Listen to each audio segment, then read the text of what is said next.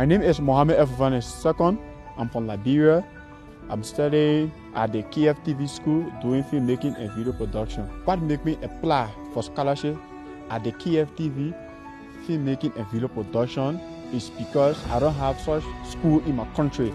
And when I read about the school online, and I think that they are the best school in filmmaking and video production in Kigali. Yes.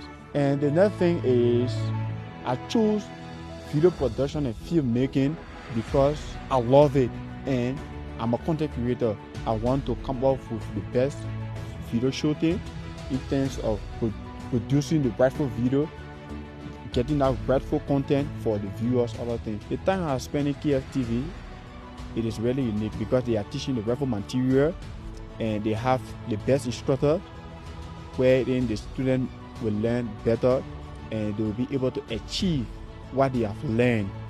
And after this, upon my graduate, I think I will go back to my country and begin to teach other people and start where I stopped in my content creating to push for better filmmaking and video production.